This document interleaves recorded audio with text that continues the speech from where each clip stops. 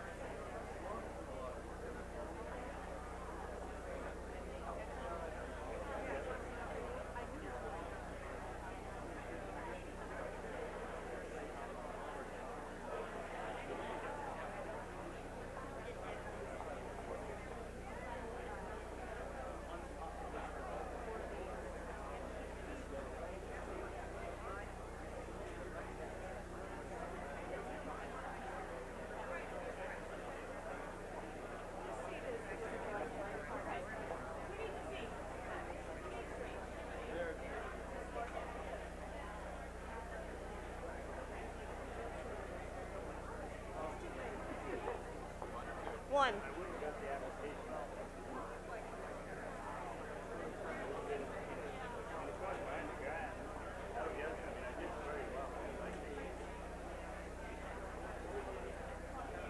No.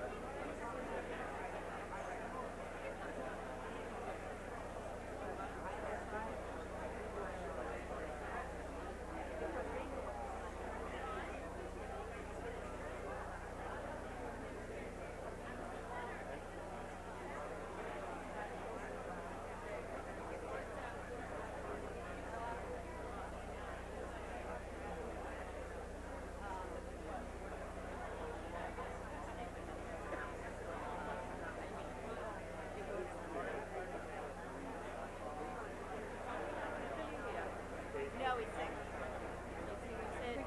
He said that but he's watching live and he expects you to ask him a question. He said, I'll be watching for Caroline's question.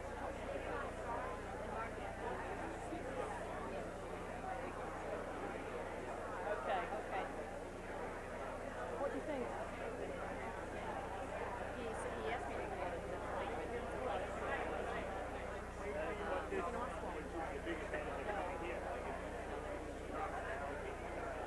You should. Nobody knows. The secret's safe with me. I know. We'll catch up with I have to go speak with myself.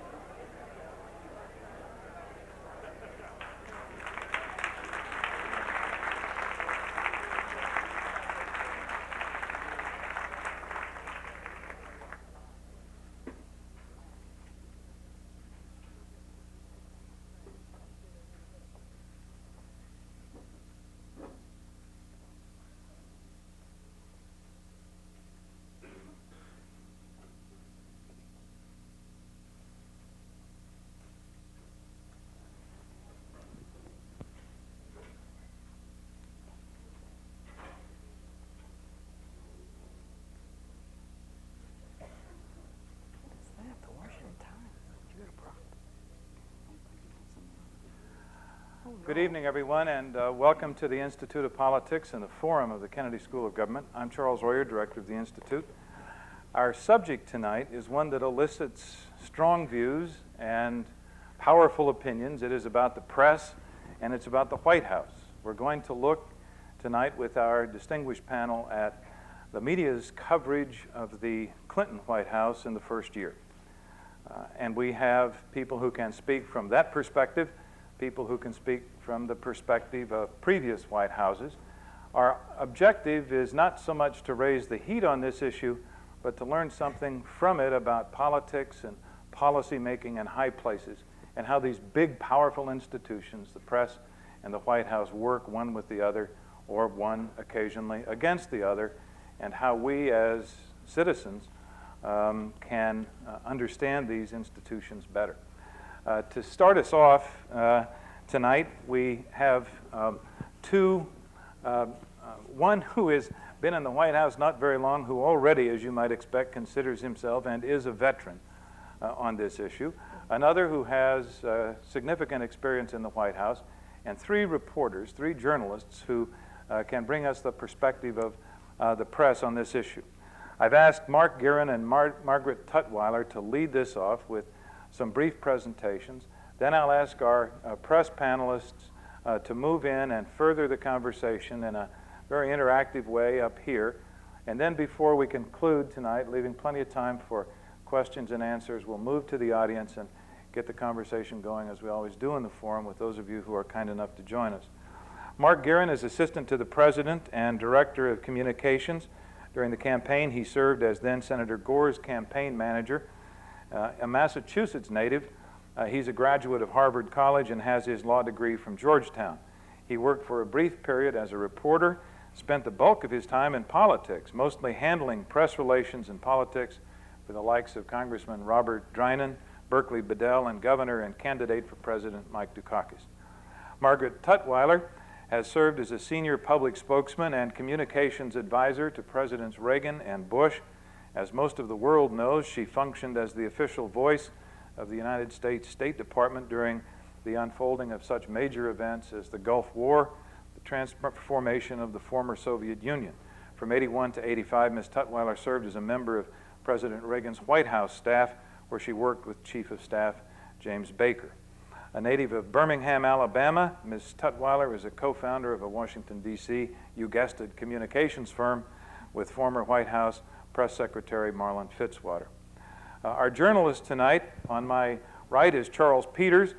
He is the founder and editor-in-chief of the Washington Monthly, whose most recent book, which covers a lot of this subject, is called How Washington Really Works. Next to Charlie is Ann Devroy, staff writer for the Washington Post, White House correspondent for the Post. She's covered 4 administrations in Washington. And finally, on my left, Tom Oliphant, whom all of us in Boston know and read, is the Washington correspondent for the Boston Globe and also a graduate of Harvard College. Let's begin with a warm welcome to the forum of these guests, followed by Mark Gearan.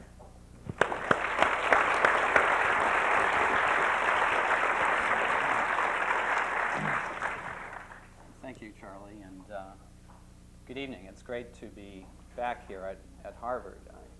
Charlie mentioned I graduated from here in 1978 and spent a fair amount of time at the Institute of Politics and coming to these various sessions and listening to people. I used to, for some time, come and really appreciate when you'd really be grilling speakers and asking those tough, probing questions and learning the appreciation for free speech. But frankly, that was then, and this is now.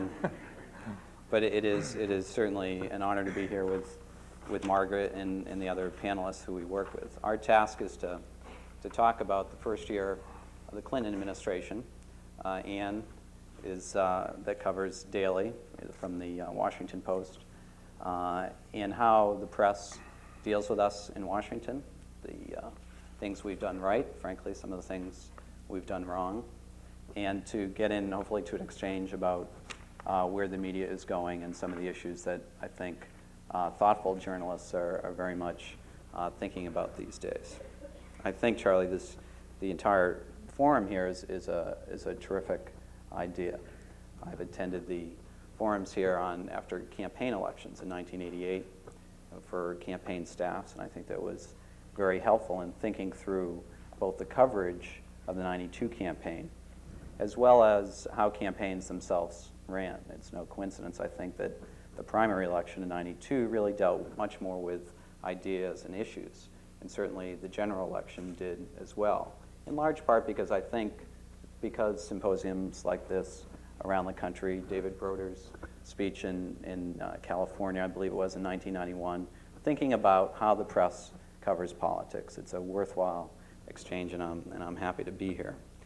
Let me just say at the outset my view that any topic like this is a difficult one because I don't believe the press is a monolith. It is difficult to discuss the Washington Press Corps or the National Press Corps as any type of monolith. Like any profession, reporters vary. Competence, integrity, there are good journalists and those that need some help. As there are good bureaucrats and ones that need some help. But it is hardly an issue of a monolithic press corps, and that should just be stipulated at the beginning. Indeed, the coverage of the White House, I don't even think can fit into that neat category either. There's some materials have been written that it's those reporters that covered the campaign versus those that came to the White House with us from the campaign versus those that have been there through previous administrations. I don't think it's quite that neat. There's been essays put forth that it's a question of generational reporters, of younger reporters versus those that are not so young. I guess I would posit the theory that the hardest working reporter in Washington, the person who puts on Reeboks every morning at 6:45 to accompany the president on his jog every day, who's there first thing every morning when I walk into my office, and last at the end of the day is Helen Thomas from UPI, the dean of the Washington Press Corps, who is served for many years there. So it's hardly even a generational argument that can be advanced in terms of the press. But as we sit here today, the interesting question, I think, and I hope we get into, is where we stand today as an administration. The poll numbers that you're all aware of, and the president's favorability ratings and performance ratings, which are good and steady. Yet, frankly, the coverage by the press, which independent sources have rated and compared to, and we can get into, and how that can be. And of course, my answer is it could never be the director of communications at the White House that would allow for this kind of press coverage. So I have some thoughts on that to prove and justify my point. But as we sit here today, I look back at the year, and despite the roller coaster year that we've been on, despite the coverage that has existed, you have to step back a bit by what's been accomplished this year in terms of the president's economic plan being put forth, the NAFTA and GATT efforts and trade efforts, legislation from family and medical leave to national service legislation to motor voter legislation, a legislative record that people put with success on par since the Eisenhower administration, heralded Supreme Court appointee in Ruth Bader Ginsburg, successful foreign travel. So despite the successes of the year, we find ourselves in a situation where the press coverage has been tough, and the president's favorability ratings and performance ratings continue strong. It's an interesting dynamic that we face today. Let me also just say at the outset that there are, as I said, mistakes that have been made along the way on our part, separate from the press corps. I think in the opening days of the White House, coming in from a campaign and sending inadvertently, I think, a signal of wanting to go around or above or below the National Press Corps, I think sent a message that wasn't accurately reflecting of what we intended to do, but resulted in a circumstance that I think provided a cultural disconnect as we started our first days in office. I think in recent months we've made efforts to do our job, which ultimately is to explain and communicate what the president's doing and what this administration is doing. I was looking at a survey they're rated, Margaret and I were talking about this, she doesn't quite believe it, and I can understand, but in President Bush's first year in office, an independent survey, the Lichter study, rated 64% of the stories as positive in his first year. Believe it or not. I may not have seen it at the time. President Bush would have a hard time believing that. No doubt.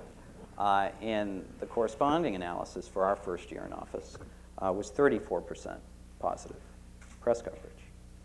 How that dynamic resulted where we are now as the various news organizations, I think, is a subject that we can get into. Let me just give 3 thoughts that for discussion purposes. First of all, in terms of lessons or dynamics that are out there in terms of press coverage. It's my view that a lot of this is resulting from the fact that people want the press coverage. People want the major debate of our day, the issues that policymakers are dealing with in Washington, to be about what's at the center of their lives, whether that's healthcare or crime or the economy, whatever that might be. They want our policymakers, and they look to Washington for an explanation on that.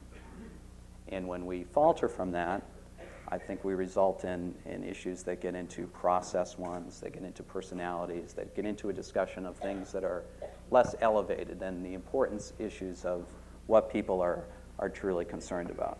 It's a dynamic, I think, among news organizations, and one that we might talk about tonight. There is this disjuncture, if you will, between the two.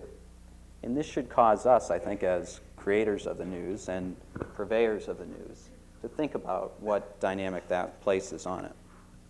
Secondly, there seems to be, and many smarter people than I have written about this recently, James Fallows in Charlie's magazine, there is a growing rush to judgment in news organizations today. James Fallows wrote about this and cited the instances last spring where our administration was pronounced dead, the incredible shrinking president. The Times wrote, "Can the Democrats govern?" The Time magazine's cover stories. There were instances like that where there have been a rush to conclude, a rush to analysis, if you will, by reporters. Fallows calls it the McLaughlin era of reporting, which is an interesting concept. But there is certainly a concept there that Fallows has that's worth discussing. The Washington journalism frequently celebrates, as he says, positions, opinions, spin, and takes on issues. If you have your opinion, you have the instant analysis, you're moving along in journalism today. Let me, with your indulgence, give you a few props here. Wouldn't be a good communications director without it. In terms of the... Learned this from Pro, didn't they? Yeah, They're good friends. with due respect to Ross Perot. Now listen up. But this rush to judgment is an interesting one. As Charlie said, I worked for a brief time at a small daily newspaper in Fitchburg, Massachusetts, a few miles from my hometown where these chairs are made, Gardner, Massachusetts. All of you are sitting in the Harvard chair made by hardworking people in my hometown. But we're taught to report the facts and not to conclude anything. But we live in a time now where I just thought I'd share with you some headlines that ran in some papers on this rush to judgment. Budget plan short of votes in the House, Democrats warn, the New York Times. This may come as some surprise to President Clinton, who indeed passed his budget plan, but nevertheless, we were previewing that. The Washington Times, goodbye to deficit reduction. This may come as some surprise to Leon Panetta, who put $500 billion away in deficit reduction this year. But again, a bit of a rush to judgment in the terms of Fallows. The Washington Times, White House NAFTA blitz fails to win over Congress. Someone may want to give Lane Kirkland a call, because I think, or President Salinas, because apparently NAFTA did not pass. Washington Times, filibuster holds, signals death for Brady Bill in 1993. quick, get to the phone. Jim and Sarah Brady should be informed the Brady bill did not pass.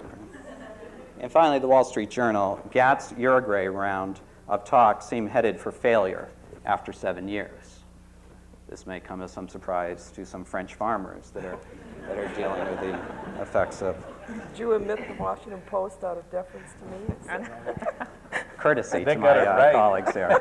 There are many examples that we could raise. This is just a smattering of them. Nevertheless, Fallows argues, which is an interesting point, that we live in this culture of crossfire. Who's up, who's down, who's in, who's out. And frequently in this rush to judgment, one is forced to take a position. It's much more interesting. You're either all for something or you're all against it. It is weak and tepid to say, no one really knows what the circumstance is right now. This rush to judgment and analysis was very compelling to me on that Saturday when we bombed Baghdad. I can remember being in Tony Lake's office, the National Security Advisor, and he was on the phone to Colin Powell to get the report of how the bombs were doing. They had been gone. It was going to take 90 minutes to get there. It was 6:59. He was calling in for the report of the success of the bombing of Baghdad. I was in his office. Several others were there. I turned on CNN to see what the latest report was. The Capitol gang came on. The first question, what will the effect of the bombing have on the Clinton administration? I'm looking at Tony Lake. He's on the phone with Colin Powell. We don't even know where the bombs are at this point. And the analysis had started. That's good. How the bombs will already be doing. Now, to his credit, Mark Shields said, no one knows. We don't have the report. His colleagues were not so thoughtful. But we have this rush to judgment, rush to analysis that I think is a dynamic in journalism that we need to be thoughtful of. Today, in the Stark Committee on the Health Care Bill, action is being taken. My guess is in the papers tomorrow when this is reported. It will read something like, in a major defeat of the Clinton health care plan, comma, the Stark bill advanced today. Now, this is an interesting concept, of course, because as passed, the guaranteed benefits through work, the universal coverage and the accessibility, making illegal what insurance companies do, protecting Medicare, all of these things that are in the Stark bill are in the Clinton bill.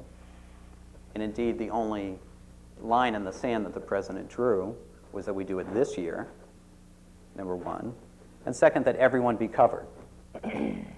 Yet again, the rush to analysis, we'll see what's in tomorrow's papers. Anne can correct me, as I'm sure she will, if I'm wrong. Finally, Tom Rosenstiel from the Los Angeles Times is really very thoughtful on this topic, and he should come before you again, because he has spent a fair amount of time thinking about these issues. And the whole new subjectivity in reporting that he has really sounded the alarm amongst his colleagues on. That there's a tendency now to interpret more the meaning of events rather than the straight reporting of events. Maybe that's what we want as a society. Maybe that's where citizens want and need to get their information. But his argument is the following, that discerning the significance of events immediately is impossible. That we cannot possibly, at the immediate point in time, analyze that. This is the Capitol gang during the bombing analysis. How can we possibly, in the immediate aftermath of events, analyze it? Coming from in government, of course, this rush to judgment makes governing that much harder for policymakers to deal with. And finally, my third point, I think, for discussion tonight is the growing commercialization in the news business, the proliferation of news organizations, the news cycles that just are endless during the day. We all watch CNN in their office. Ann watches CNN in their office. Everyone on Capitol Hill watches CNN in their office. It's a great ad for CNN. But by the end of the day, it seems almost like old news. And you have to wonder whether people really do have all the information that they need so that by the time the analysis starts, they get the basic facts of what's going on. And the commercial pressures that exist are significant ones. More than 150 daily papers have folded since 1970. In 1967, nearly 3/4 of Americans read a daily newspaper. Today, barely only over half of Americans read a paper. So they face competitive pressures both in print journalism as well as in the broadcast journalism.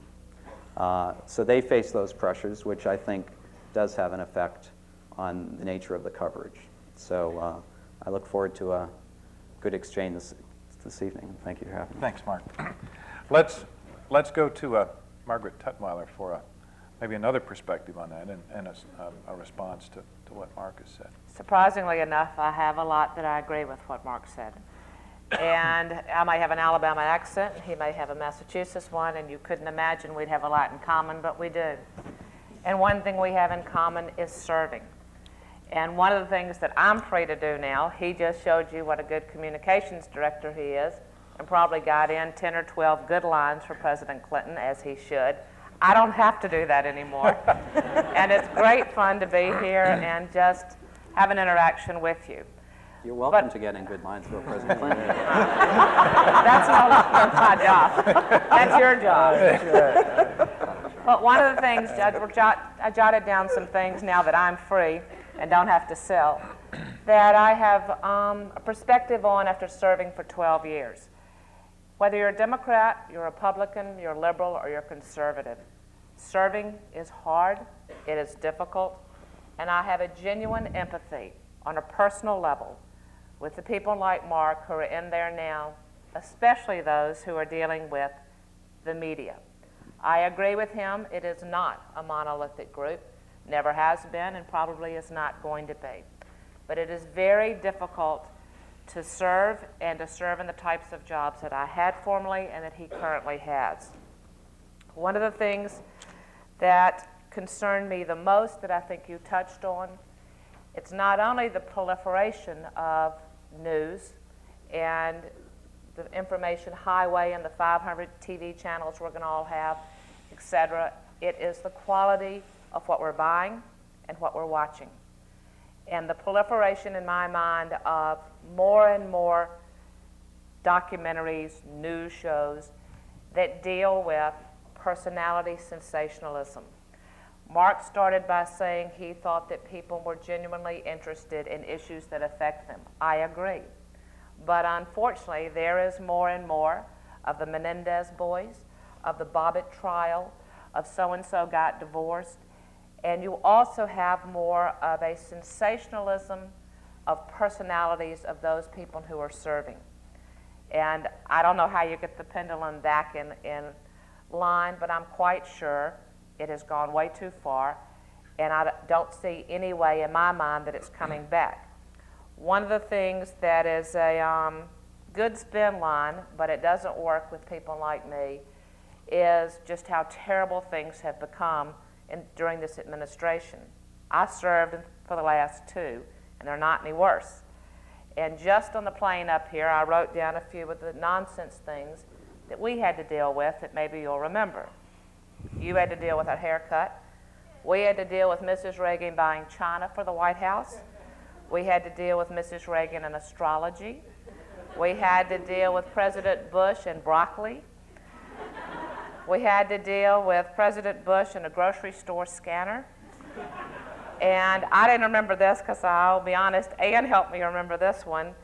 Secretary Watt of the Interior basically had to resign over having the Beach Boys being denied at a 4th of July celebration. So I respectfully, when I do speak, say, excuse me, it is not any more difficult. We had to deal with these types of crises. The process and the system, in my opinion, is what needs to be seriously addressed. And I hear more and more on forums like this, serious journalists, credible journalists, also raising their voices, saying they're concerned, and how real news is being crowded out by sensationalism. I agree, Mark very candidly said that a mistake was made in the initial stage of in the excitement of the campaign of trying to crowd out the White House press corps. It's a loser. They all learned that. It won't happen. It won't work. There were people I served with in the first term of the Reagan administration who had a similar attitude, and they ended up paying a big price for it. It finally corrected itself, and it ultimately obviously did not work. But basically, my interest in being here is now as a free person is to be able to hopefully share with you some of the things that will be very similar to what Mark is now experiencing of what it is like to serve and what it is like to deal with the National Press Corps. Thank you, Margaret. Let's now try to put a little historic perspective on this. We've heard from representatives of the Clinton White House, the Bush and Reagan White Houses. Let's go back 30 plus years to 1961 when Charlie Peters went to Washington with President Kennedy and ask Charlie, who was there in the government and now is on the other side, is there a difference in the way the press looks at the White House? What's at the root of those differences, if there are some? And what can we take from that and learn from that and perhaps apply to the present and the future? Well, they're a lot meaner. They were very kind to President Kennedy, probably too kind, but they were respectful. He was a man who deserved some respect, but they were respectful. And it was just infinitely easier. I thought there was one simple thing that I wish Hillary and Clinton, because I on the whole root for the Clintons, I wish Hillary and the president and George Stephanopoulos had a little more sense of humor at the beginning, because the humor did so much for Jack Kennedy to help defuse the problems, to defuse a press when it was threatening to get angry. Pierre Salinger had a gift for defusing these kind of. I don't think with a sense of humor, Whitewater would be on page 32 today if those people had a sense of humor. So I just that a couple of other observations. One is to those of you who another reason why we have this mean sensational or looking for mistakes or covering the horse race aspect of politics, which the press mostly does now, is their intellectual insecurity in dealing with important issues like health care. So they are scared to deal with those. They're scared to make a fool of themselves by showing they don't know this or that. So they tend to ask practical political questions or look for the kind of illegality scandals that they can quickly understand and that they can seem wise, and so that they can make a quick comment to John McLaughlin that's clever and witty and pithy.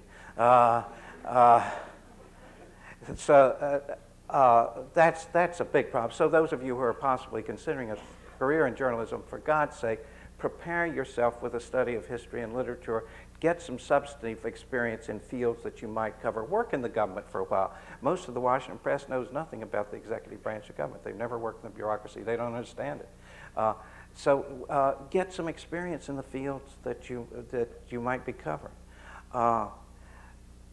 But the major trend over the 33 years I've been in Washington has been that it is a town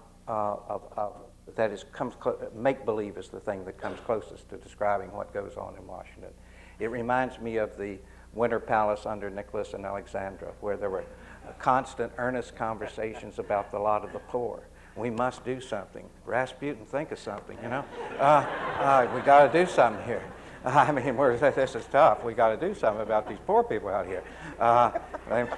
They might shoot us if we don't. But there was earnest conversation, but no action resulted. Now that is Washington. No, the constant talk. Take and make believe is what the press covers. My favorite example would be a mine safety bill. I'm from West Virginia, so I'm very concerned about coal mine safety. So they pass a bill in Congress, and the president signs it. Well, that's the reality to the Washington press.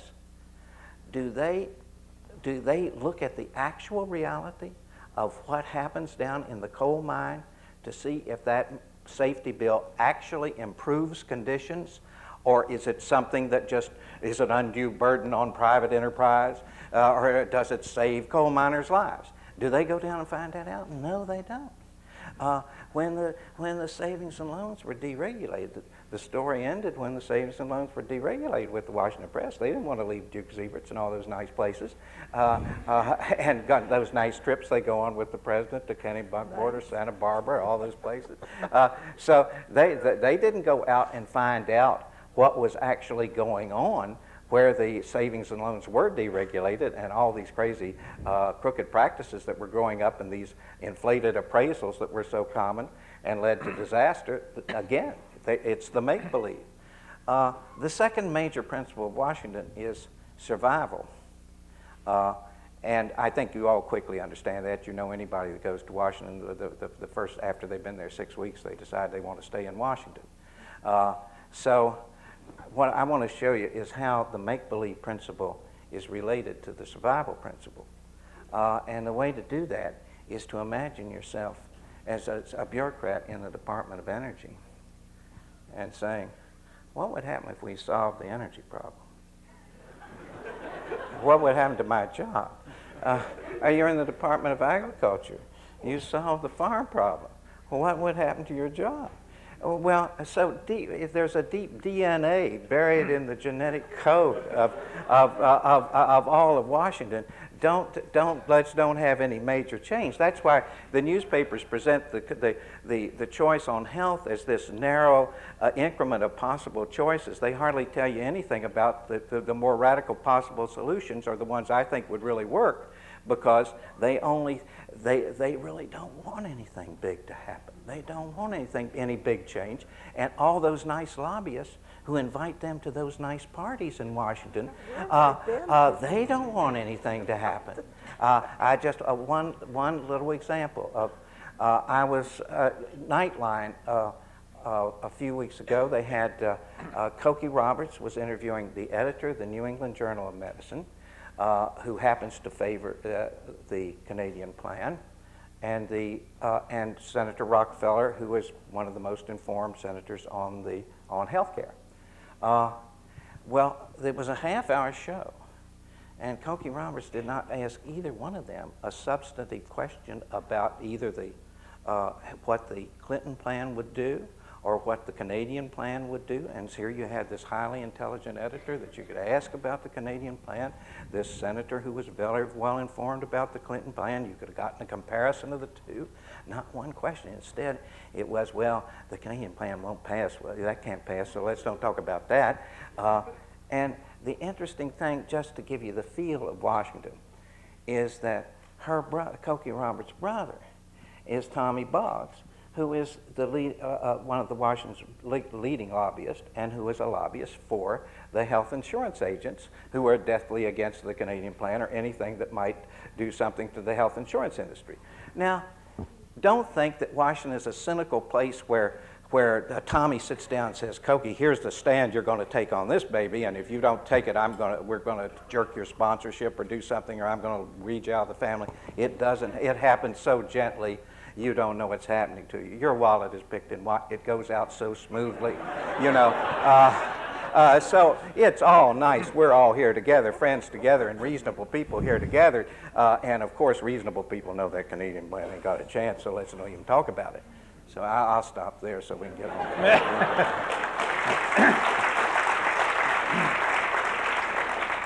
Ann, do you want to paint a different portrait of the way things happen in Washington from the... It's hard to believe we live in the same city. I don't know any of these lobbyists who take people to lunch at Duke's, but then I don't cover the healthcare industry, so that may be part of it. There are a couple of things on which I agree with you. Two small things. One of those is that reporters are not, White House reporters are not generally substantive experts. I think that is very true. It is because we are expected by the nature of the jobs we have to cover everything a little bit, but hardly anything a lot. That is, newspapers like the Post have healthcare reporters, energy reporters, people who are really substantive in those areas.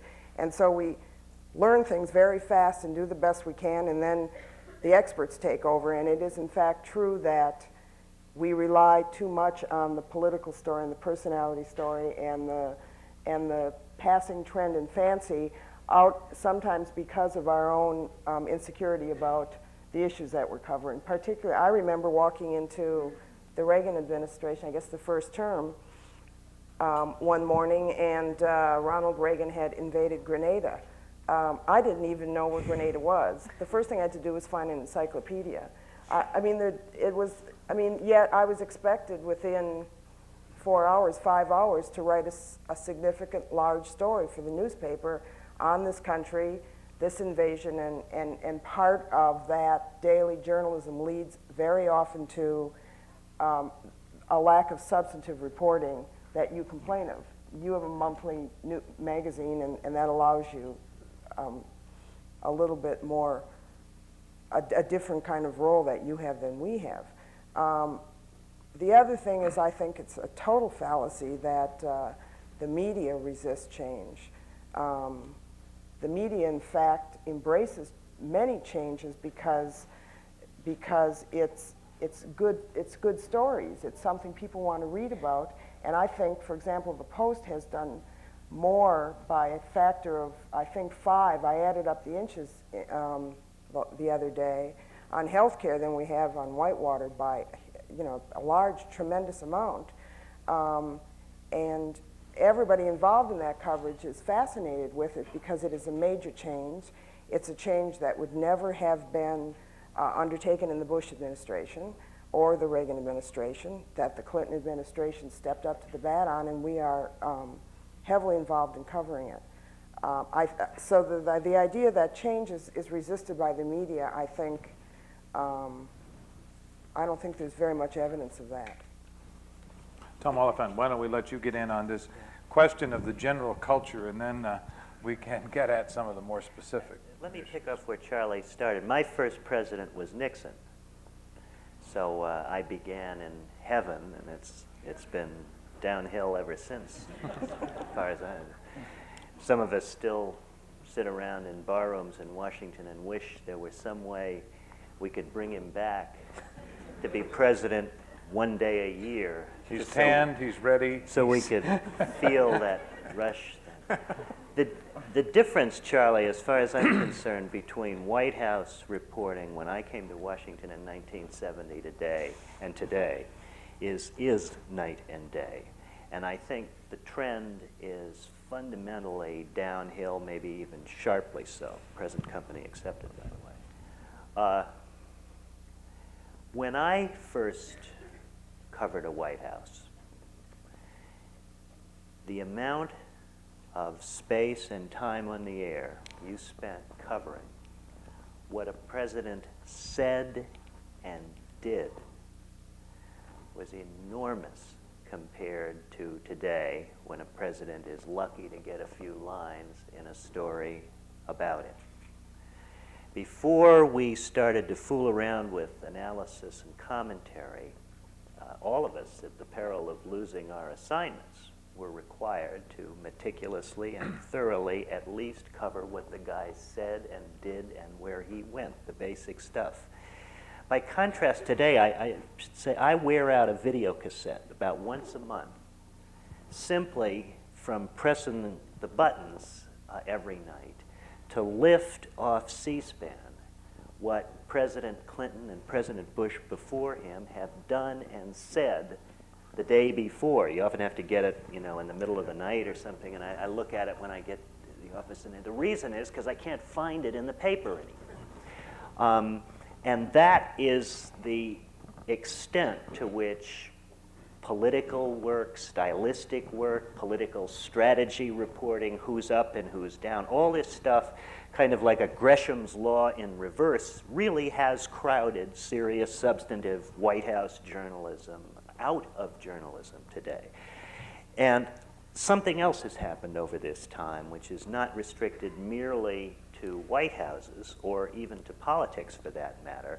but which has perhaps special relevance in the case of President Clinton. And that's what I would refer to as a steady, more recently steep drop in the standards of my profession, in my opinion. And again, I would cite a couple of things that happen routinely today that might have been cause for a reporter getting hit by his boss, not criticized, hit 25 years ago.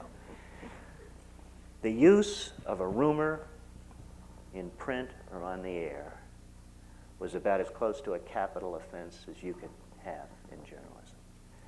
And the use of rumor today is routine. The word firewall is kind of in vogue this week at the White House.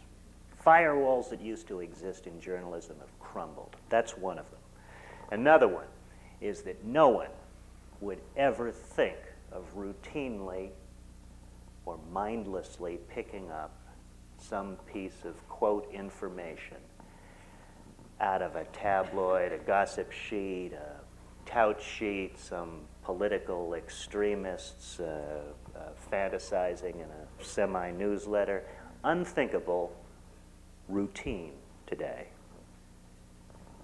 When I was a baby,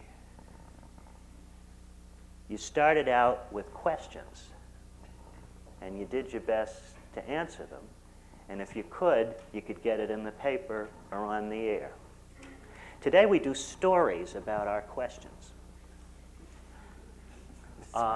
Something is always raising questions, and the old journalist in me still says, wait a minute, I thought we're supposed to answer some of these things. The result, I think, has been that not only have we let our guard down almost totally, but we've left ourselves open to some extremely sophisticated manipulation. I thought the press around the time of Watergate developed a very thick skin about this sort of stuff. And today, including in this Whitewater thing, there's some very sharp operators yanking our chains. A fact we're not fully disclosing or truly dealing with. So that in addition to the general trend just of more fluff and less information that I think a hungry country is looking for in the 1990s, I would also put on the table a very sharp and dangerous drop in our standards. To what extent do those of you who are in the business of trying to manage communication with the press, and those of you who are trying to field it and distribute communication to the people, to what extent do you buy this almost lifestyle explanation of what has happened in Washington? That is the coziness of the press and the people who make the news. The issue that Charlie raised, people inside the Beltway who feed off each other, nobody makes $40 a year when they had, $40 a week is when they had standards. Now they make $7 million a year. People who are in and out of the government. You can't tell, for example, with many columnists today, whether they're in the government today or a columnist today. What about those issues of lifestyle and a whole different standard of behavior in Washington, D.C., and that disconnect between Washington and the rest of the country? People who have never lived next door to a fireman, for example, talking about how policy will affect Americans. Well, I think that's a terrible problem. I think the press. Another reason why you don't have much, why you have so little concern about the health issue in the sense that I want, and that's examination of the Canadian plan, the German plan, and good reporting about that. Why you have so little of that driving concern to get it out of this incremental debate that it exists now is because those people in Washington all have good health insurance plans themselves, whether they're working at the Washington Post or they're working at the White House or they're working in the Congress. they're working in the federal bureaucracy. Those people are there, or they're the lobbyists. They all have good health insurance plans. They don't have an immediate worry. They aren't sharing the worry. You just think of here in New England. I know right now people have read about the Raytheon cutbacks, the fleet cutbacks. People are be terribly worried here about jobs, and so they get Whitewater. I think they're worried about health, so they get Whitewater, because these people are disconnected. But they are now part of the press is now part of the upper middle class, where when I was a boy, the press was part of the lower middle class. They identified with FDR and the cause of reform. I don't think it's all that, though. I think I would never dream of oversimplifying, but I want to pick up on yeah. That's what we do. That's what we do. But I want to add to it rather than disagree. I think if you raise a subject like health care, which is quite germane in a way it was not with President Bush to press issues and Clinton. I think that in the healthcare situation, you see the personalization and politicization of an issue at work rather than what you would call substantive coverage. The inches may be, there may be a large inch total, Ann, but my response would be that it tends to be, your plan stinks, no it doesn't, your plan stinks, no it doesn't, and here's the strategy memo from 4 pollsters with 10 Amen, numbers. Tom, and that's I'll get exactly that. it, because that's the kind of the coverage is too much still old horse race type political coverage, like that Nightline show where they kept saying, well, what do you think it'll pass? You think this will pass? This version will pass? Who's going to vote? What's Bob Dole say? What's Phil Gramp say? You know, and all, and that way they avoid any obligation to get into the substance. Well, there's no question that conflict is an interesting story to write. And I think particularly the White House, the kind of the stories that are easiest to write, that are sexiest in terms of Washington ways, are conflict. It's much more interesting to write about that. But Charlie, your point in terms of healthcare is, I think, right on target in that newspapers don't survive today unless they're a high-performing company. Newspapers are dying literally every day in this country. So their coverage, the healthcare coverage of many of the reporters that deal with it is quite good. And we do that.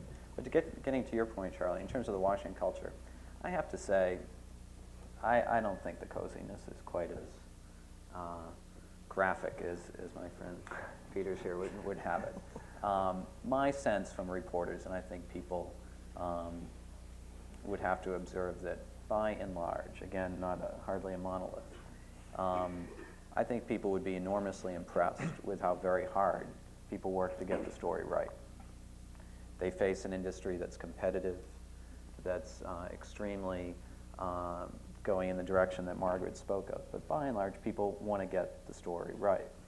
I don't think the culture of Washington has an effect in that regard at all. I don't mean, for instance, in the example I used, the Cokie Roberts, that woman is not corrupt by any sense of it. She is definitely not corrupt. She is not on the take from the health insurance industry.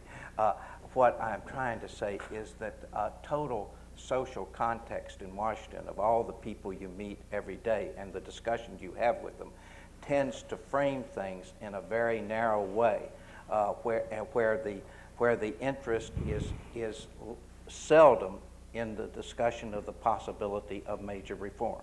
That is very rarely the case. Margaret? Yes, on coziness, I had a similar comment to Mark's. It doesn't exist.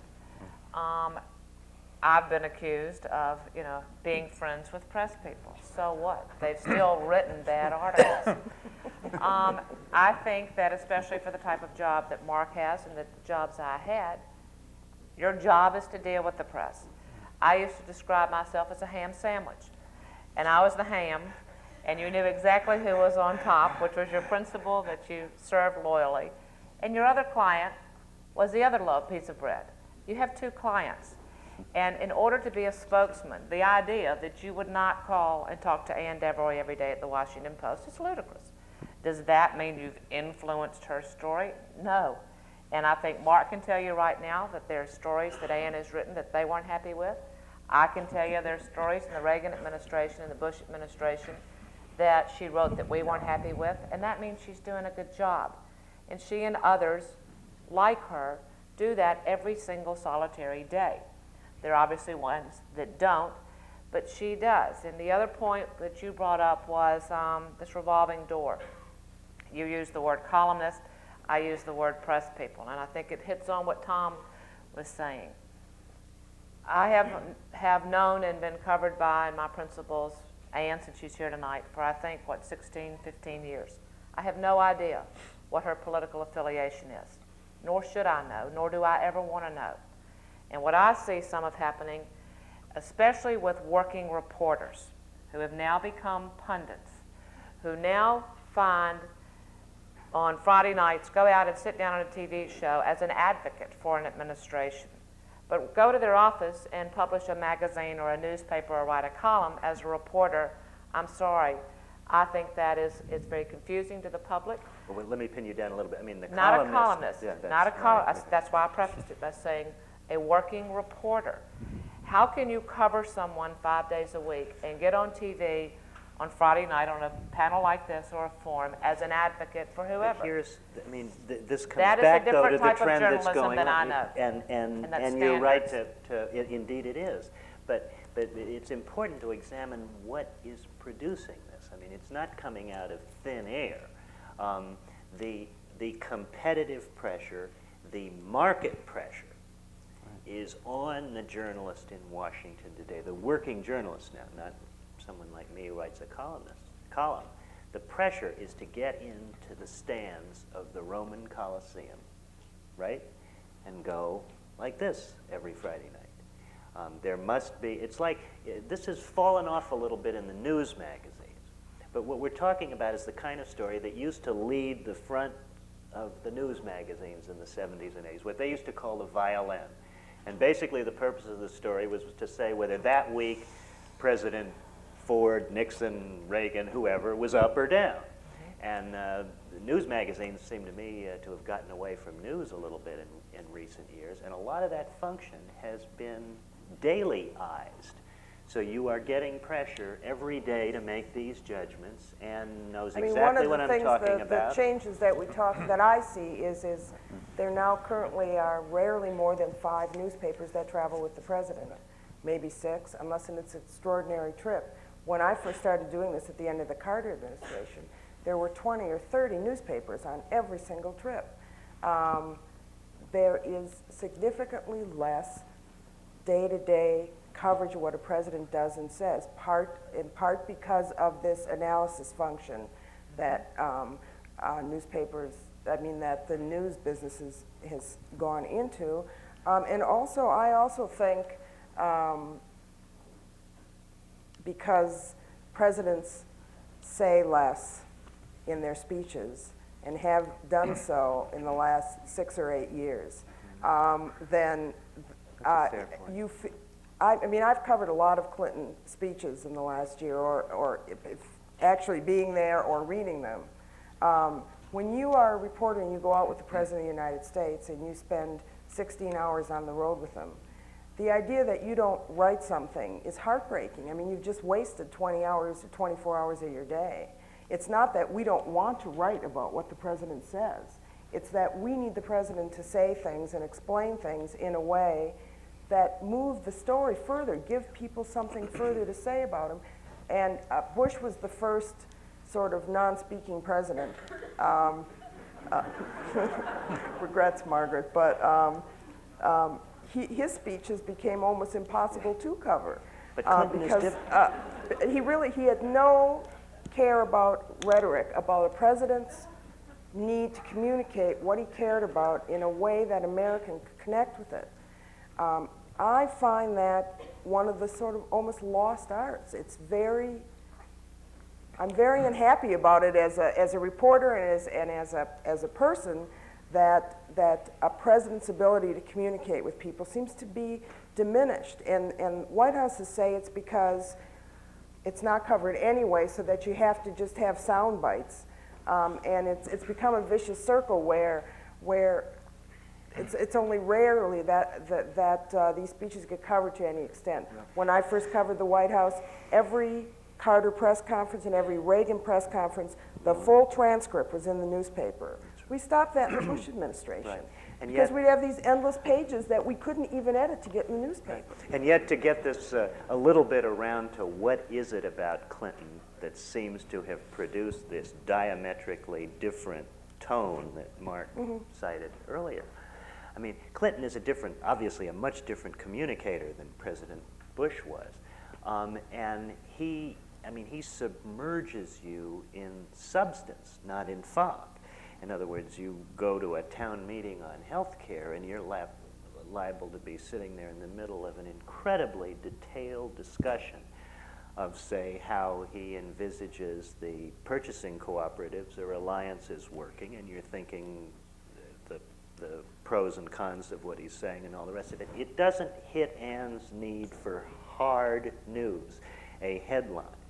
But on the other hand, it's a communication that people seem to respond to whether they agree with Clinton or not, because it is clearly so serious. This is why I find myself That's right. recording all this stuff from the middle of the night on C-SPAN, because it's the only way I can hear what he's It's saying. absolutely terrific in that kind of audience. That's absolutely true, but I don't think that a newspaper can reproduce that kind of exchange. I think maybe creatively, my solution in here is that we ought to take more of what Clinton puts out there, and I think he puts buckets. I mean, I think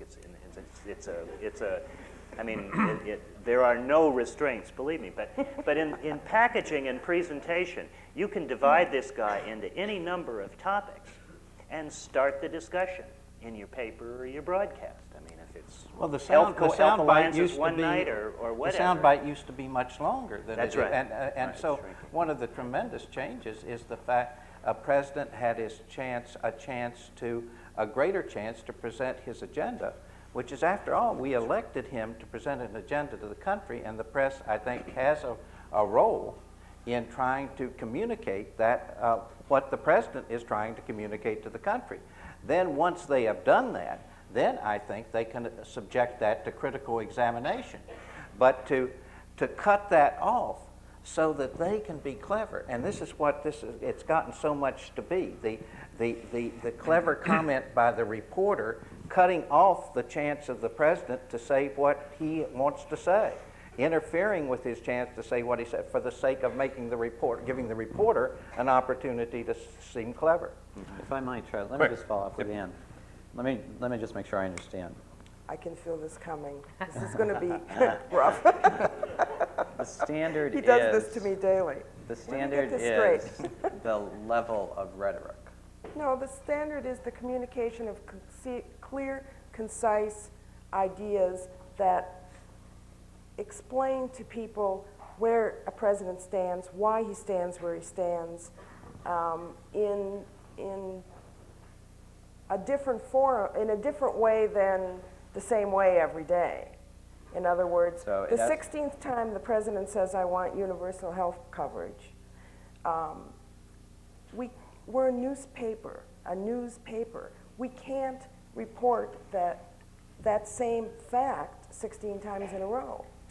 Now, it's not my job to tell you how to illustrate or explain that concept in another way that's reportable in a news And you forum. guys were pretty good at that in the campaign. Discipline, message, discipline, and Yeah, but let's line. just hear what we're saying here. It's both the level of rhetoric in making new news. So as we sit here 14 months into the administration, the standard for covering the president's speech on crime or health care is that he should be saying something new about it after having traveled the country, run for president, laid out his ideas and putting people first, laid out a specific plan of what this country is. Now the standard is 14 months into the administration, say something new. Yes. For example, I'll help you out here because you clearly need a little help. We need all the help we can get. You have made no effort that I know of in a presidential speech to take an element of his plan, let us say the alliance, and compare it in a speech to 4 or 5 other ways of dealing with this that other people have. Rather than the big healthcare speech, take that one element and say, this is why we want to do it. Cooper wants to do it this way. that does it this way, and go through them and say, and here's why ours is the best. That is something that we can cover. Go back and and tell write them to do about. that tomorrow, and she'll have to report it. However, My God, the that'll be president- wonderful. I mean, The president's you've got standing it. up You've and got the saying, Washington for the Post. 1600th time, you got to do alliances because it's the best way. But then again, if you don't do them, that's okay too, because all we want is universal coverage. You can't. I mean, news is news. I have to say, I've heard him do it. I've heard her do it. And frankly, it's their, among other things, but it's primarily their detailed discussion of health care that keeps my VCR running. Before, Because I'm trying to learn. I mean, it is, I mean, I'm not a specialist. I mean, this is hard. Actually, I think compared to the more recent administrations, anyone other than Nixon, which, by the way, was an excellent communicating administration on substance and very helpful to reporters who wanted to get serious. But the Clintons, at least, are willing to make it fairly easy for journalists who want to try to understand more about some of these issues. But something is happening between what they say and what we do. And I think that has a lot to do with this reversal of numbers that Mark was talking about, not counting the other stuff.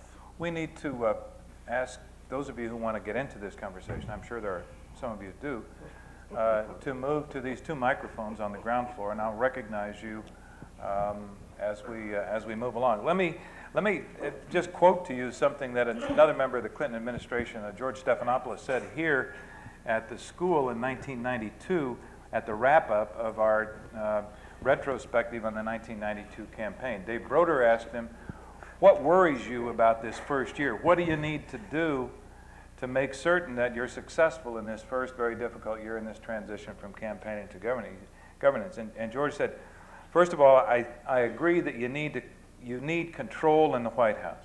I think that's not necessarily new. Reagan did it in 1980. They came in, they had very, very sound discipline. They had a legislative strategy. They had strong control over what was going to get on the news every night and what was going to be on the agenda of the Congress. Then he goes on to talk about much of what we've talked about, the 24-hour news cycles, the fact that you need to react instantly every day on a new issue, to a new reporter, to a new source of information, and that you have to pay attention to the signals you're sending out all the time. Then he says, the toughest part of this is discipline. And I think that's going to be the hardest thing we have to grapple with. You have to have discipline to decide what we want to do, to build a consensus to do it, and then to stick by it once it's done. That seems to be a fairly simple prescription, as stated. Not one necessarily that I think explains those numbers that you quoted at the start, those 64-34 numbers. But to what extent, we've been talking about the press and how it does in this first year.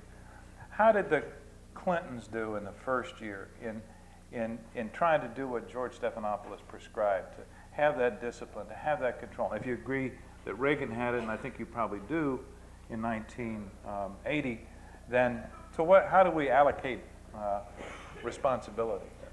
Well, I guess my answer to it is the proof is in the pudding. I mean, ultimately, I think citizens are going to judge us by our results. There were ups, there were downs. Was it messy? Of course it was. Did we have ups? Did we make mistakes? Of course we did. But the president didn't run to keep the seat warm. And at the end of the day, I think you have to look at what the results are after a year.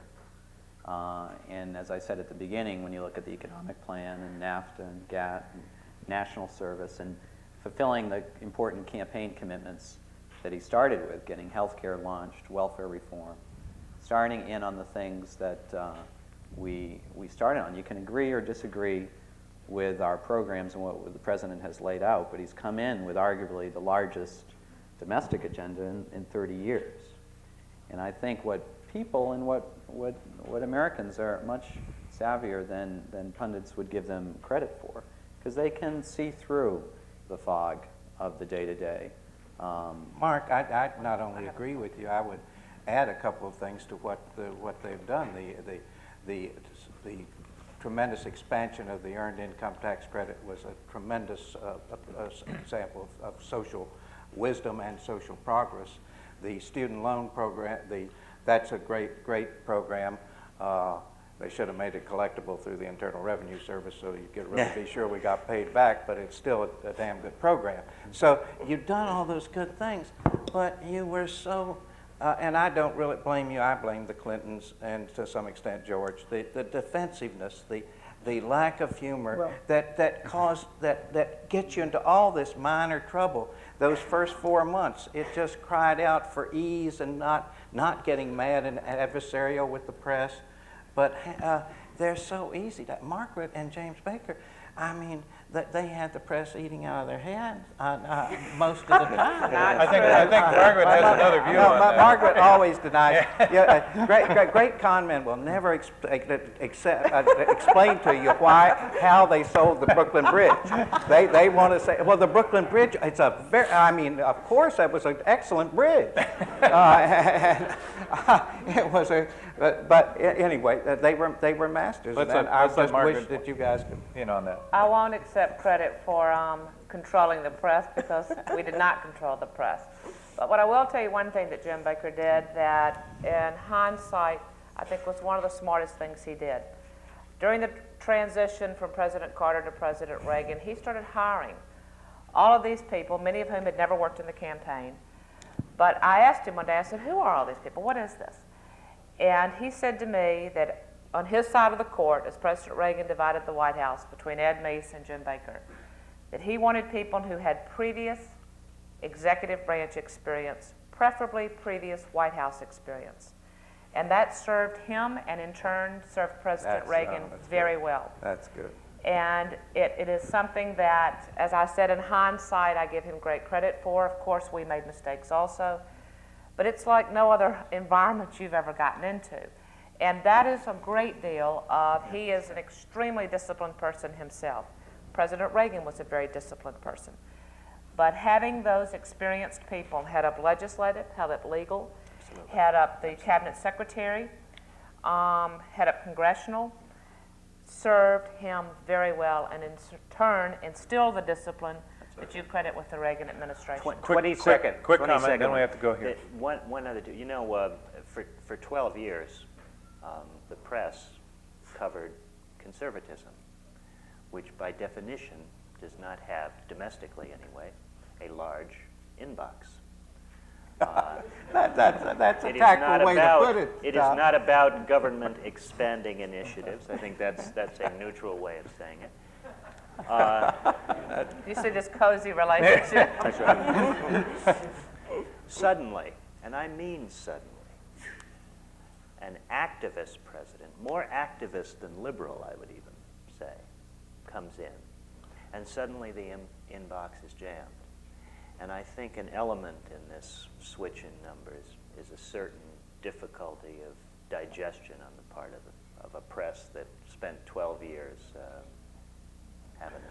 Let's get to our questions. You've been very patient, and we'll be very impatient if your questions are not brief, and if our panelists' answers are not brief, because we'd like to get to all of you who are there. So we'll start. Please quickly identify yourself and brief question. Andre. Thank you. My name is Andre Cherny. I'm a freshman here at the college studying government. I'd like to welcome you all on behalf of the undergraduates.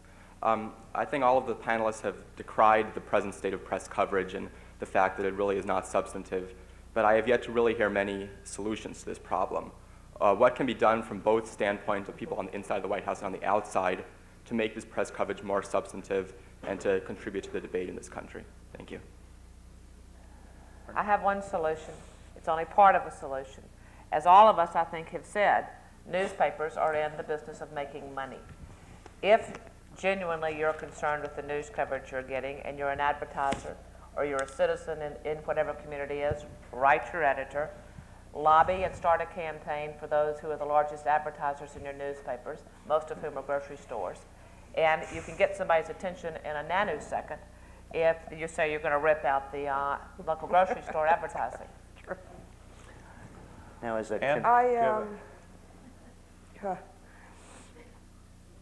I'm afraid I think there are certain ways that we can do that. One of them is, as I said to Mark, the White House to help some of us out, but by by doing things in a way that newspapers can cover them more daily on a.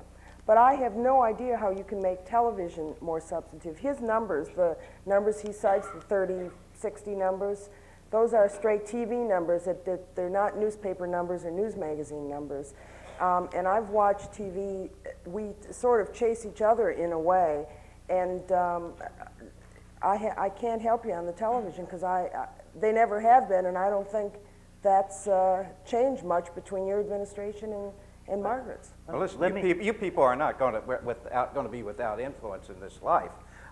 It is to make a major mission of your life to try to improve and radically improve the press coverage of government, because we aren't going to have a government that works until we have better press coverage of that government.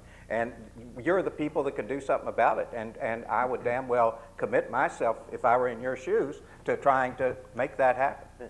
But Charlie, wouldn't you agree that things like Nightline, some of the Sunday interview shows, some of the news shows that are taking individual issues are expanding the news coverage substantively beyond what it was 5 years ago on the substance side? Well, with the qualifications I made a while ago about the narrowness of the focus of those shows sometimes, I think the nicest development that I've seen on television has been what do they call it? They call it agenda, the special segment portion that they go into an issue for 5 minutes or 6 minutes or 7 minutes, and they go into an issue seriously. And you should all just write, every time they do one of those that's a good one, write and say, oh God, Ruth Arledge, that's wonderful, you know. Haven't the media already decided that the people have voted when the president is in Moscow, and the lead story over the network news, and the correspondent is in Moscow, and the lead story is Tanya and Nancy? Now that's major news. I agree. I'd listen to everything that happened, but I mean, is that bigger than the president in Russia? Yeah, it seems to me they've already decided. A few what extra they want. minutes on Sunday morning doesn't do much for me. Well, let me try very briefly, a couple of very specific. Think of the marketplace conservatives. In the last particularly decade and a half of declining standards and declining seriousness in mass market journalism, you have had some organizations coming in to fill niches in this marketplace successfully. Well, we got so far CNN, C-SPAN, National Public Radio, just exponential expansion, the McNeil-era report itself, the dominance of the harder news, ABC network news compared to the others. Clearly some trends in the marketplace that indicate that seriousness and thoroughness has some rewards out there. As for the decline in standards, as far as treating people, putting dirt in the paper and on the air, might I suggest that a judge or two out there in the country could help us all immeasurably if they would tighten the standards for libel more than they are, so that when you make a mistake, you pay. Let's get your question. Thank you, Andre. My name is Emily Flesher. I'm a first year at the Kennedy School. And I was wondering about the situation where Admiral Inman didn't get confirmed, and there was allegations that Senator Dole and William Safire had something to do with it. If you could just comment on that and how often that kind of thing happens. Every once in a while, there's a story where it's not our fault, and that was one. But are there different rules for columnists? And are there, I mean, who knows what Inman was thinking about or where he's Well, I mean, in that case, I would argue that may highlight a particular style of column writing that I think is unfortunate in this day and age, and that's to get that personal, even vicious. Speaking of the CIA, I can't help but resist this morning, the Post had, way inside, they had a story about the Ames case, you know, whether which is, if you want a real scandal, this incompetence of the CIA is a much bigger scandal than Whitewater. But this story today disclosed that obviously someone had warned Ames, the Russians have been able to warn Ames, hey, don't use the computer because they'll catch on to you. Meaning there's another agent now in the CIA. Well, to me, that's a tremendous story. That was on page 4, of course, Whitewater all over the front page. So where's the proportion? Well, they always say you never know where you find a front page story in the Washington Post. That's a great that's a great thing. That's the beauty of the paper. It makes you have to read It makes you read all the way through. Yeah. I'm not sure we. I'm not sure That's we- not a very good to answer. get more dirt, but But I mean, were you talking about the Sapphire column, or are you talking about suggestions that Collusion, she's Dole talking and others were? She's talking about collusion. Collusion, Did a senator of the United States and a columnist who's a politician and always has been, in fact, ran Bill Casey's campaign for Congress once, is he involved with the senator in trying to discredit a nominee before the Senate? No. Is that possible? Oh heavens, Yes, that would but never no, it happen. didn't happen Oh, in this case.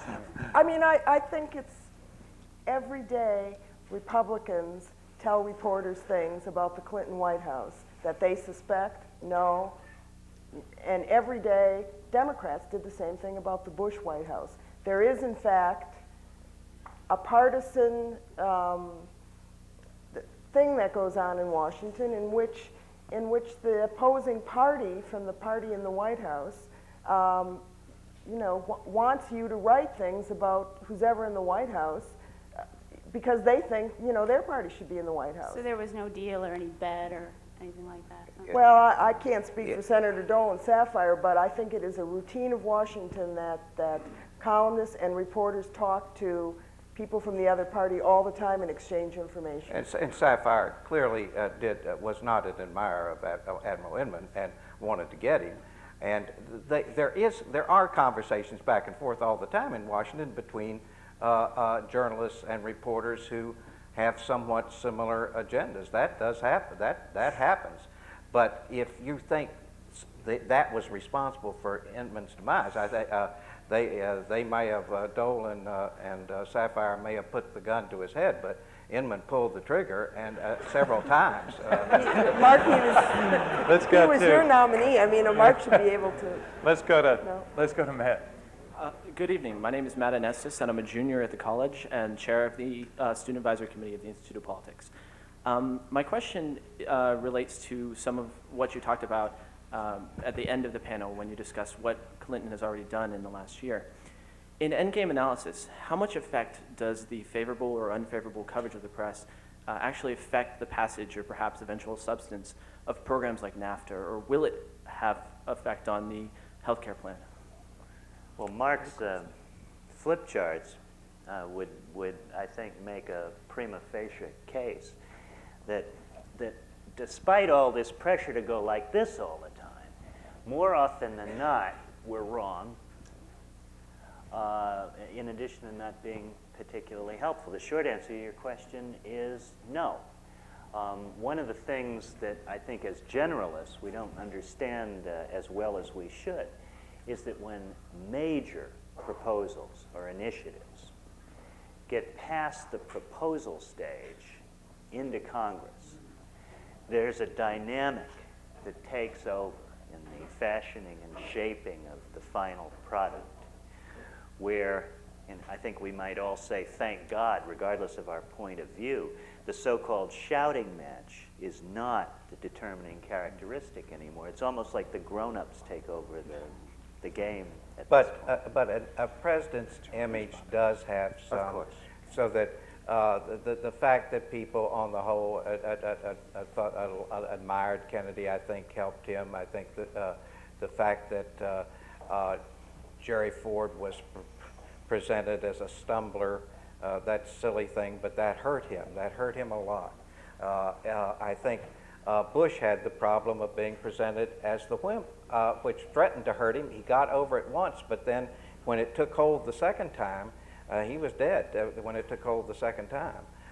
And I have great fears of the Clintons tipping the balance so that their programs will be hurt because of their ineptness in handling these controversies. I think he missed one vital point here is when a president's party does not control Congress. Bush faced a Democratic Congress.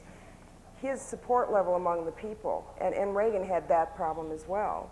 His overall approval rating really does have a major impact on how much legislation he gets through, because there's no peril in going your own way when you're Democrats and a Republican president is sliding down the toilet. There's a lot of peril in doing that when the president has very high approval ratings. His programs are high approval. Democrats with 10 more to go. I mean, Clinton's in the particular situation now, much to his, I'm sure, governing joy, and something that the Post has editorialized for frequently, which is have a one-party government for a change and see if it's more productive than split government, and we'll see.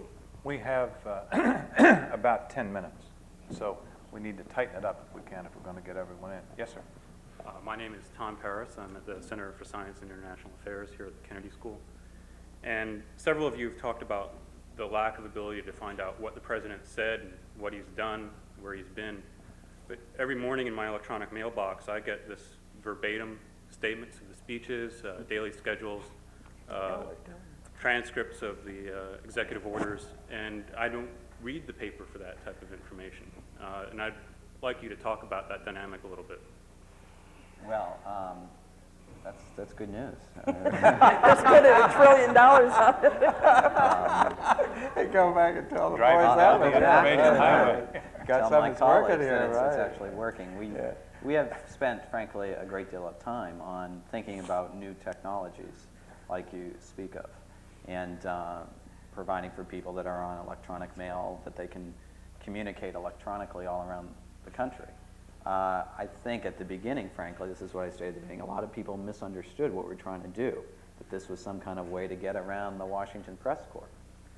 It is not that. It's just another way that people get their information. We're living in a time where people get their information from a variety of different ways, with the proliferation of news organizations to electronic mail. And that's one of the means that we're able to do our job. To go back to the question last asked, what can we be doing? Our job continues to be at the White House, it seems to me, to explain and communicate what the president's doing, what the administration's doing in the most clear and responsible and straightforward way that we can. We are faced with a ultimate filter of the press that can, for a variety of reasons, have tremendous impact on us that I've spoken about previously. But we're always looking for ways to do that, not as a means to go around the press corps, but to supplement what is a very much of a changing world that Margaret spoke of, with 500 news stations and on your cable system coming soon, to the variety of means that people get information. But didn't political communication in the 1992 campaign actually change in a major way in terms of the candidates going around the press? I mean, the talk show host, the direct, the town meeting, all three candidates did that effectively, basically to go around the press. I wouldn't. Yeah, I don't think the motivation is accurately put. I think politicians will go where the audience is, and the development of these programs presented an opportunity that only a fool would pass up. And 1992 was the year for it, but I don't think it was meant to bypass. I don't think we it's felt one in any more way vehicle. that we were deliberately being bypassed. I remember in that when way. Nixon set up the first communications department in the White House, and they began speaking directly to reporters and editors and broadcasters in regions of the country, as opposed to the initial reaction of the Washington Press Corps was unbelievably hostile, seeing the franchise, the monopoly being violated. But I think we've long since gotten over that. Yes, sir. My name is Patrick Myers, and I'm at the Harvard School of Public Health. I grew up reading the Washington Post, and I've been really dismayed with the decline of what was once a great newspaper. I also no longer read a daily newspaper due to the disappointing quality of the information, and have been disappointed with the coverage of the healthcare debate. I was wondering if some comments could be made on two particular potential reforms, such as campaign finance reform and also reform in telecommunications law, especially deregulation. I'll take campaign finance reform just because it's a good example. It's a great example of the thing I described in Washington. that they love to talk about it, and they will talk about it, and there will be a major legislation pending, and there will be earnest committee meetings, and there'll be stories in the paper and conferences about how to reform campaign finance. But the net result, you can be damn sure, will be close to zero. That is the greatest proof of the theory of Washington that I gave you that I can possibly imagine. I'll bet you. We'll have it this year. God, real. Anyway, somebody do the telecommunications. I don't know anything. Well, I think Mark basically answered that a moment ago, unless somebody wants to add to that. Yes, sir. My name is Phil Caper. I'm a physician, and I've been interested in healthcare policy since before the Nixon administration. And I'd like to make an observation picking up on something Charlie Peters said and ask for reactions from whoever would care to react. And that was about the narrowing of the healthcare debate, Charlie, where one single whole range of options has been made to sort of disappear off the political radar screen. And I trace that back to two events.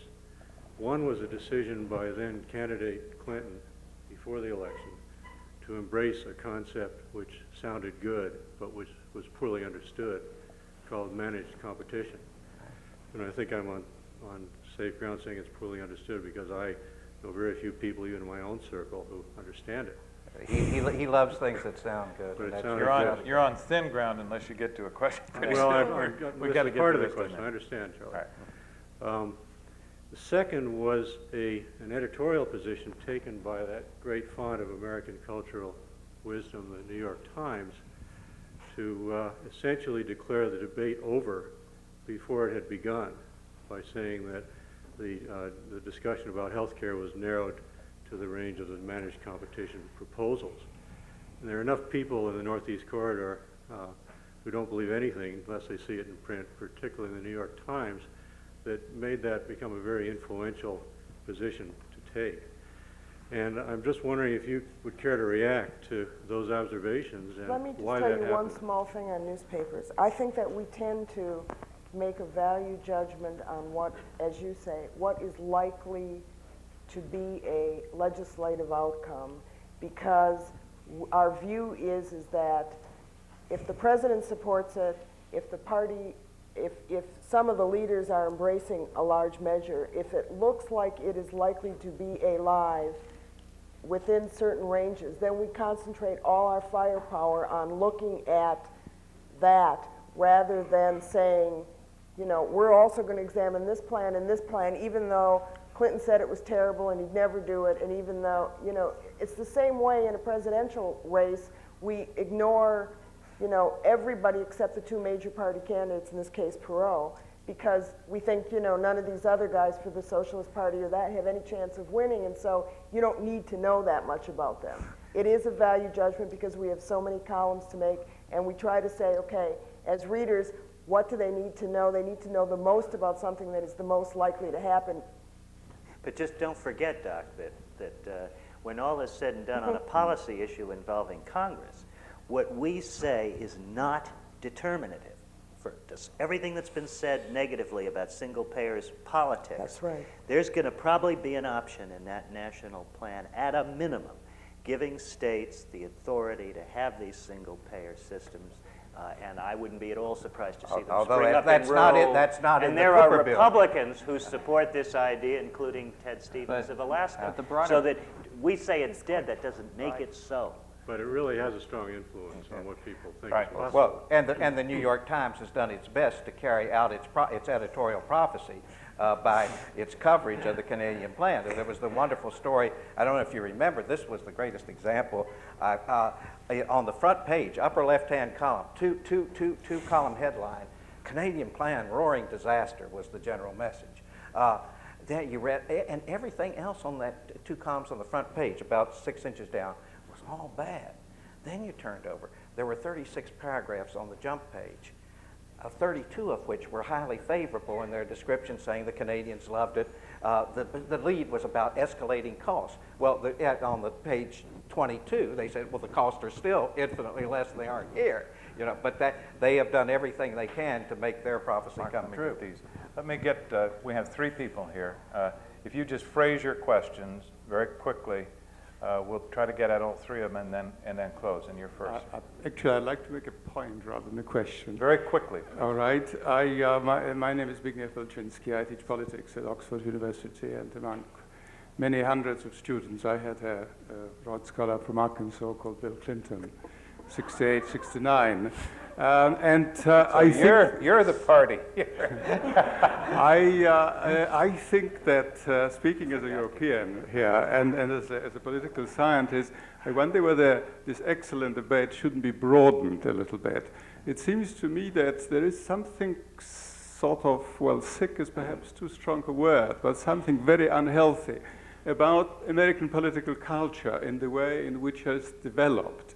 And it embraces not only the press, but Congress and, wide areas of American public opinion. And by complete coincidence, I arrived at Logan Airport 2 hours ago. I brought with me an excellent article, which I want to draw your attention to, by Mark Lawson, on this very subject, called "Only Ethically Dodgy Candidates Need Apply," meaning for the presidency. And he talks about something which he calls the imitation game in an American political culture. And if I may just quote very briefly. Very briefly. Although they publicly acknowledge that another Watergate would be disastrous for the governance and the reputation of the nation, all American journalists, senators, and representatives are permanently on the lookout for just such a democratic catastrophe to call their own. This is because Watergate brought fame and television exposure on an unprecedented scale to an earlier generation of the profession. Amen. Nonsense. Christine, do you want to quick phrase your question, and then we'll go? Sure. Last week, in two major networks, they ran stories on Charles Manson and Jeffrey Dahmer and his father. And I want to know that this taste for the grotesque and weird that runs in the American public, would Whitewater have had as much legs as it does if it weren't for the unfortunate and sad suicide of Mr. Foster? And whose fault is that? Is that the public, or is that the media's fault? And your question, sir. Yeah, my name is Dan Ramirez. I'm a freshman here at the college. Several of you discussed your aversion to excessive media attention to the personalities of our public servants. And I was wondering exactly where you think the line should be drawn between media coverage of these so-called character issues. Let's deal with that question first, and then we'll go back to Christine's. I can draw the line for you on what Tom said earlier. Standards, journalistic standards, publishing rumors about people, publishing hearsay about people, publishing vicious gossip, in my opinion, should be in the National Enquirer and rag sheets, not in the New York Times. And to pick up on your question, yes is the short answer. That the subject of Vince's death has been very critical to the people who have behind the scenes been pumping this story. Most of us in the press have been utterly unable to control ourselves in the receipt of this largely, completely without foundation stuff. And I don't say that in a partisan sense. It's garbage. And I think our inability to restrain ourselves and to handle such material in an adult fashion is perhaps at this moment the most serious indictment you could level at us. Mark, I think we're going to let you have the last word. Well, I guess just to sum up, I think this has been a really fascinating conversation. I think I've learned a fair amount, certainly, and I think it's very interesting, because I think people should be mindful that the press themselves are very reflective about this, as Margaret said at the beginning.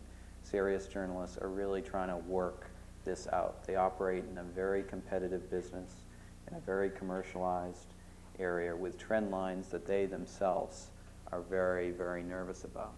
We don't have an awful lot of answers as to how we correct this, other than the ones that Margaret mentioned in terms of the marketplace. But our job is to keep the good fight going, to help explain and communicate what's going on. I think reporters, the more they review what's going on, and get-togethers like this are very instructive to allow for that reflection, that at times like this, when citizens really have a very big appetite for information, really want to learn about the health care plan, that it's an embarrassment to all of us on both sides of the equation, getting back to the doctor's point, that 1 in 5 Americans understand the Clintons plan, and only 10% of Americans know that there are other plans. If all that is covered is the conflict, who's up, who's down, is Graham winning, does Chafee have the votes, it's all this processed stuff that is meaningless for real people's lives. What should be in the newspapers, what we should demand as citizens, what we should try to do as creators of the news and you as purveyors of the news, is to help explain what's going on, the things that have real impact and import to people's lives. Whether the Chafee bill has more co-sponsors than ours is meaningless in a certain sense to how these plans affect real people. I'm hopeful that the kind of coverage we've talked about tonight and the standards that have set will be the wave of the future. Thank you. Thank you very much, Mark, and thank you all for your participation. Thank our panelists for coming and giving us, I think, a very interesting evening. You're honorarium. You've given me something really good to add.